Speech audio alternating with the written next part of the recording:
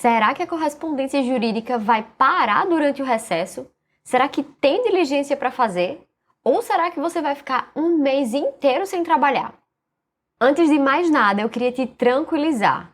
Calma, vai dar tudo certo, você vai continuar fazendo demandas no recesso, mas é importante que você tenha em mente a diferença entre recesso do judiciário, recesso do advogado e também quais são essas repercussões na correspondência jurídica. Bora logo esclarecer a diferença entre esses recessos. Pessoal, o recesso do advogado é aquele estabelecido no CPC que vai de 20 de dezembro até 20 de janeiro. O advogado tem um mês de férias. Isso daí no papel, né? Cá pra nós, porque nenhum advogado vai ficar um mês todinho assim, sem trabalhar só porque é recesso. Não vai. O volume de trabalho pode até diminuir um pouco, mas veja bem, esse recesso de um mês significa que, em regra, não existirão prazos em curso. Ou seja, vai ficar mais parado, você não precisa ali contar com prazo para contestação, para alguma manifestação, para um recurso. Vai ficar tudo suspenso e também não ocorrerão audiências. Vale destacar, algumas áreas, família, alguns casos criminais, os prazos vão correr, tá certo? Mas eu tô falando de um modo geral. Agora que você já entendeu o que significa esse recesso do advogado, ou seja, essa suspensão de prazos, vamos para o outro recesso, que é o recesso do judiciário. Gente, recesso do judiciário significa que o judiciário vai estar fechado. O que é importante você observar? Eles não vão fechar de 20 de dezembro a 20 de janeiro. Isso daí é algo que eu vejo de maneira corriqueira. Meus alunos, inclusive, seguidores, achando que o fórum vai ficar um mês inteiro fechado. Você precisa verificar no tribunal do seu estado, certo? Nos tribunais do seu estado.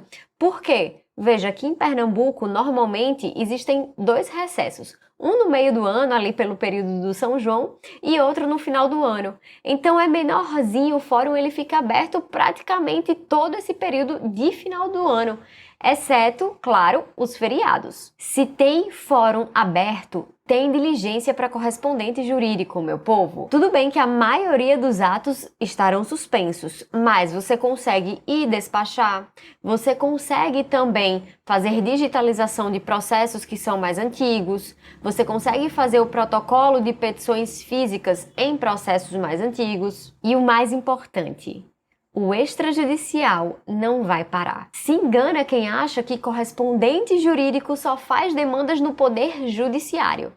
Meu povo, provavelmente para muitos dos correspondentes que estão atuando há mais tempo, inclusive era assim comigo, a maioria das nossas demandas eram extrajudiciais, ou seja, eram fora do poder judiciário. E aí, olha só, que curioso, porque eu te falei que tinha o recesso do advogado, né? E eu falei, olha, em regra não é muito assim não, o advogado não vai ficar um mês sem trabalhar não. Por quê? O extrajudicial não vai parar.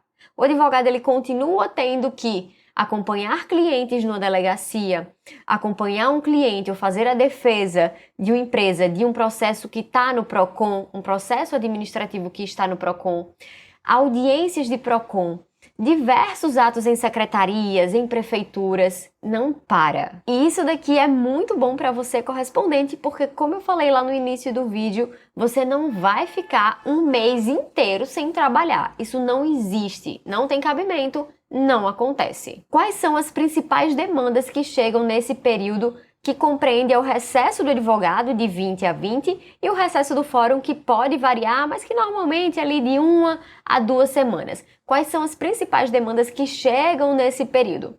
Pessoal, a maioria delas serão extrajudiciais, como muitos de vocês já passam até por isso na prática.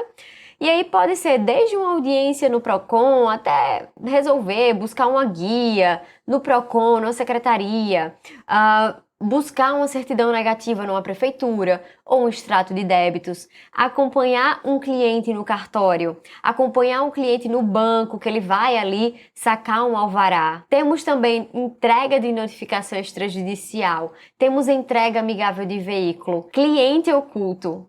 Tem muita diligência. E um fato curioso, Esse período que compreende de final de ano, início de ano, muitos escritórios grandes, mas assim, grandes mesmos, que cuidam de clientes com milhares de processos, via de regra, essa galera do contencioso massificado, é comum que nesse período eles acabem o quê? Migrando de escritório. O cliente deles vai migrar de escritório. E aí vocês acham que na hora de migrar de escritório, a galera vai dar tudo de mão beijada? Vai nada!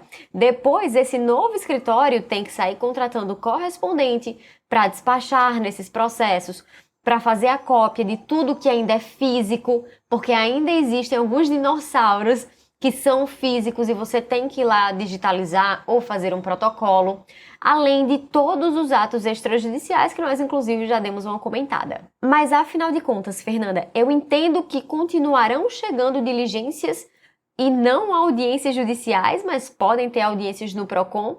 Mas como que eu devo me preparar para esse período, já que existe sim uma leve queda nas diligências? Pessoal, o principal é ter um bom planejamento financeiro. Ao longo do seu ano, você consegue ir de forma que você analise todos os meses que passaram. Com o tempo, você vai conseguindo mais dados e isso vai ser bem mais tranquilo de observar, mas você consegue ir programando o seu financeiro para o período do final de dezembro e início de janeiro. Não se assustem também porque, embora tenha o recesso do judiciário e o recesso do advogado, também é comum que os advogados antecipem certas diligências, ou seja, tem correspondente que nota uma crescente no que diz respeito às diligências no período pré-recesso e tem escritório que acaba tendo um aumento após o recesso. Lembrem do seguinte, essas demandas que aconteceriam nesse período, que o fórum está fechado, ou de recesso, ou audiências, por exemplo, isso daí não é perdido. Isso daí é diluído ao longo do ano, por isso que eu falei tanto a respeito do planejamento. Beleza, Fernandinha, já entendi, mas como que eu posso utilizar esse tempo com sabedoria? O que eu posso fazer nesse período de recesso se eu estou notando uma queda nas minhas solicitações? Bom, primeiro ponto, vocês podem utilizar esse tempo para captar clientes. Então vocês, além das plataformas que estarão trabalhando 24 horas por dia para vocês, vão atrás de escritórios, busquem esses contratantes, estejam fazendo parcerias. Aproveitem também para assistir algum curso, por exemplo, nosso curso para correspondente jurídico, para que você possa se profissionalizar, se aprofundar na matéria, saber bem o que você está falando e, claro, ter uma certificação na área. Faça o teu planejamento anual, seja você estudante, bacharel ou advogado. Pessoal, nós precisamos ter planejamento. Isso é a chave, é o segredo para dar conta de tudo, dar conta desse nosso dia a dia. Você pode usar também o período do recesso para estudar para a sua prova da OAB, ou até mesmo para focar no seu escritório de advocacia em como eu posso crescer, como captar meus clientes, como que eu posso melhorar o marketing do meu escritório, como que eu posso fazer para crescer, para escalar. Bora se aprofundar numa tese, vamos estudar, vamos se especializar. Por último e não menos importante, você pode também utilizar esse tempo para descansar um pouco, certo? Você trabalhou o ano inteiro, você correu tudo que é lugar, tudo que é comarca, todos os órgãos judiciais e extrajudiciais, fazendo suas diligências. Tudo bem se você utilizar esse período para simplesmente descansar um pouco.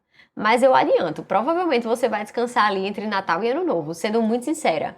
O histórico mostra isso. No mais, as diligências vão continuar e já volta recesso ou pré-recesso, você vai sentir esse aumento e depois tudo flui como era antes. Mas me conta aqui, você tá ansioso, tá ansiosa para esse período de recesso? Você achou que fosse dar muito ruim? Se você quer ter acesso a mais dicas sobre jovem advocacia e correspondência jurídica, não esquece de me seguir lá no Instagram, @fernanda.araújo. Até o próximo vídeo.